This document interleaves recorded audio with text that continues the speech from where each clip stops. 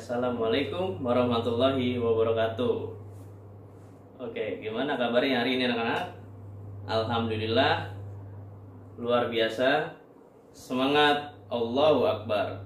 Nah, oke, anak-anak. Jadi kembali lagi bersama saya Muhammad Fatur Rahman Wahid. Nah, saya mahasiswa dari STAI Bani Saleh. Saya masih menjalankan PPLK 2020. Jadi berdiri saya di sini sebagai pendampingnya Pak Adi, guru IPA kalian. Nah, ada baiknya sebelum memulai pelajaran, marilah kita membaca doa yang diawali dengan Bismillahirrahmanirrahim.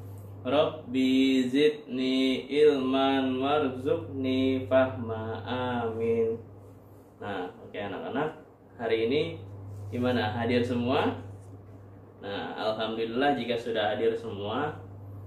Nah, kemarin kita membahas tentang apa sih? Masih ada yang ingat gak anak-anak? Nah, kemarin itu kita membahas tentang sistem pencernaan pada hewan. Itu materi yang pertama. Nah, yang kedua kita membahas tentang sistem pencernaan pada manusia. Nah, yang sekarang ini apa sih yang mau kita bahas? Ada yang tahu nggak? Nah, sekarang Bapak akan membahas tentang penyakitnya nih. Penyakit yang menyerang pada organ mulut. Nah, apa aja sih? Nah, sekarang Bapak akan menjelaskan dulu. Penyakit organ mulut ini, rongga mulut adalah bagian tubuh yang sangat penting karena merupakan bagian tempat masuknya makanan di dalam mulut. Terdapat gigi yang menghancurkan dan mengunyah makanan dibantu dengan air liur. Nah, ternyata tidak hanya ini ya yang punya penyakit ya. Otak, paru-paru, jantung, ginjal, ternyata mulut juga punya penyakit ya. Nah, adapun jenis penyakit-penyakitnya itu ada yang tahu nggak anak-anak? Nah, kalau nggak ada yang tahu, di sini Bapak akan jelaskan dan paparkan video yang menjelaskan tentang penyakit-penyakit organ mulut. Selamat menyaksikan. Oke anak-anak, jadi Bapak akan menjelaskan yang pertama itu dari penyakit-penyakit yang menyerang organ tubuh ialah yang pertama gingivitis atau yang bisa disebut dengan radang gusi. Nah, radang gusi ini atau yang bisa disebutkan juga dengan gusi yang bengkak, penyebab penyakit ini adalah adanya karang gigi atau plak yang menumpuk dan berbatasan dengan tepi gusi. Infeksi dapat terjadi di bagian gusi yang disebabkan oleh banyaknya bakteri di bagian plak atau karang gigi. Jika bakteri yang ada pada mulut terbawa aliran darah sehingga ke jantung, maka bakteri tersebut bisa menyebabkan berbagai macam penyakit jantung seperti arteri tersumbat dan stroke. Faktor-faktor penyebab antara lain jarang membersihkan gigi, menggunakan sikat gigi yang kurang sesuai, gosok gigi terlalu kuat, kurang asupan vitamin di dalam tubuh, dan kebiasaan merokok. Nah, yang kedua anak-anak yaitu adalah gigi hipersensitif.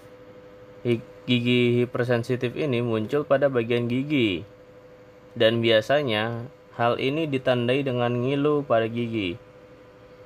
Penyakit ini biasanya dialami oleh anak-anak, remaja, dan para orang tua secara alamiah dikarenakan enamel atau yang bisa disebut dengan lapisan terluar gigi.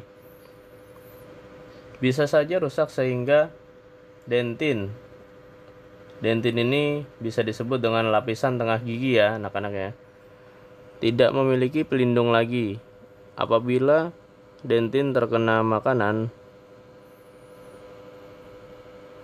apalagi makanan panas atau dingin ya, Nah, maka ini akan menimbulkan gigi ngilu dan nyeri. Faktor-faktor pemicu penyakit ini terjadi di antara lain sering makan dan minum yang dingin atau panas. Terus manis dan asam, melakukan pemutihan gigi, dan penumbukan karang gigi, dan bisa juga karena bertambah usianya seseorang. Nah, oke anak-anak, untuk yang ketiga pembahasannya adalah abses. Jadi abses ini apa sih? Abses itu adalah gusi salah satu penyakit gigi dan mulut di mana gusi mengeluarkan nanah. Nanah ini dapat muncul pada bagian gusi yang terinfeksi. Nanah perlu dikeringkan oleh ahli medis. Salah satu cara mengobati abses gusi adalah dengan cara mencabut gusi yang terinfeksi. Nah, penyakit ini disebabkan oleh infeksi bakteri di dalam mulut akibat jarang menyikat gigi dan kebiasaan merokok lagi tentunya. Nah, oke, selanjutnya anak-anak, Bapak akan menjelaskan yang keempat ialah stomatitis. Stomatitis ini adalah radang pada mukosa mulut yang dikenal dengan sebutan sariawan. Sariawan ini dapat disebabkan oleh infeksi jamur dan bakteri, tergigit, atau kekurangan vitamin. Sariawan merupakan keadaan ketika selaput lendir mulut yang tampak seperti luka dengan rupa bercak yang warnanya agak putih kekuningan dan bertekstur cekung. Meski tidak menular, penyakit ini memberikan ketidaknyamanan bagi penderitanya. Mulut akan terasa sakit saat digunakan menelan makanan apapun, minuman, dan lidah merasakannya adanya sensasi terbakar. Faktor-faktor penyebabnya ini biasanya diantara lain karena luka tergigit, minum air panas, kekurangan vitamin C, dan menurunnya daya tahan tubuh dan tidak bisa menjaga kebersihan mulut. Nah, selanjutnya anak-anak, yang kelima adalah karies gigi. Karies gigi ini merupakan jenis infeksi yang disebabkan plak dan bakteri dari sisa makanan yang menempel di permukaan gigi. Seperti gambarnya tuh kan gigi pada bolong-bolong tuh ya anak-anak ya. Nah, hal tersebut ini bisa mengikis enamel atau yang bisa disebut dengan lapisan terluar gigi. Apabila pengikisan enamel terus berlanjut, maka akan menimbulkan lubang-lubang pada gigi. Penyakit salah satu ini jika tidak diobati akan menimbulkan rasa nyeri, ngilu yang kuat, gigi tanggal, serta memicu penyakit lain berbahaya lainnya yang dapat menyebabkan kematian. Nah, untuk yang keenam anak-anak, jadi di sini gambarnya ada tumor gigi ya. Tumor gigi ini adalah pertumbuhan daging seperti parasit yang membuat gigi dan mulut menjadi rusak. Ketika memasukkan alat atau bahkan tangan sendiri ke dalam mulut dan menyentuh gigi, ada berbagai virus yang bisa terbawa. Virus inilah yang kemudian bisa bersarang dan berkembang biak serta menimbulkan tumor gigi.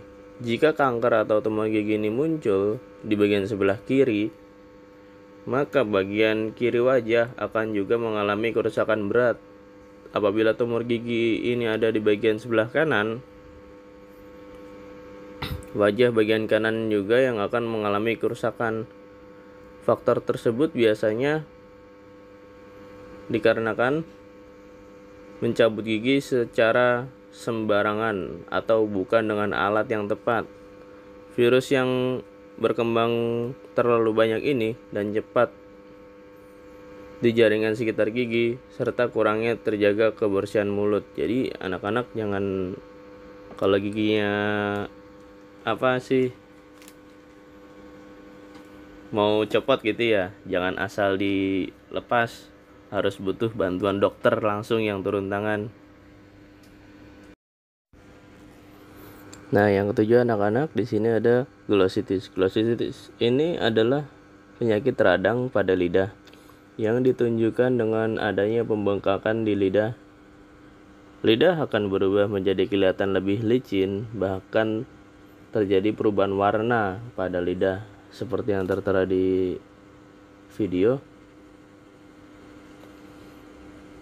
dan terlihat terjadi juga pembengkakan. Pada kasus yang lebih parah, glositis ini mampu memicu penyumbatan pernafasan saat lidah membengkak sangat parah. Faktor penyebabnya itu biasanya antara lain karena makanan atau obat, trauma mulut yang biasanya disebabkan oleh luka, mulut kering, dan kekurangannya zat besi. Nah, yang terakhir anak-anak, di sini ada Coxsackie. Coxsackie ini merupakan penyakit yang masih kurang begitu dikenal dan biasanya menyerang anak-anak usia dini. Penyakit ini tak hanya menyerang di bagian mulut, tapi juga kaki dan tangan yang ditandai dengan munculnya ruam di bagian gusi dan lidah. Penyakit ini juga akan timbul di bagian telapak tangan, telapak kaki, dan leher. Faktor biasanya antara lain infeksi dari virus dan penularan dapat melalui air liur atau tangan penderita. Bila anak sampai mengalami mata yang basah, kemerahan, dan kejang-kejang, juga disertai dengan muntah dan demam dingin, segera bawa ke dokter untuk segera ditangani. Dari video yang Bapak sampaikan tadi, sudah paham semua? Alhamdulillah jika sudah paham semua. Nah, jadi anak-anak sudah paham kan apa aja penyakit yang menyerang organ mulut ini? Seperti contohnya sariawan atau gusi bengkak, ada juga ada yang tahu? Nah, kayak kanker lidah. Nah, itu contoh-contohnya. Alhamdulillah jika sudah anak-anak tahu semua. Pesan Bapak kepada anak-anak, jaga kesehatan. Apalagi di dalam organ mulut ini ada gigi. Nah, yang paling utama itu jangan lupa gosok gigi setiap hari. Sehabis mandi, yang rajin gosok giginya, jangan sampai lupa. Karena kalau lupa nanti jangka kedepannya kalian bisa sakit gigi lah, atau yang gusi, pembengkakan gusi tadi. Nah, kalau gosok gigi juga anak-anak jangan terlalu keras, nanti gusinya bisa bengkak. Nah, oke, Bapak akhiri dengan membaca Alhamdulillahirabbil alamin. Wassalamualaikum warahmatullahi wabarakatuh.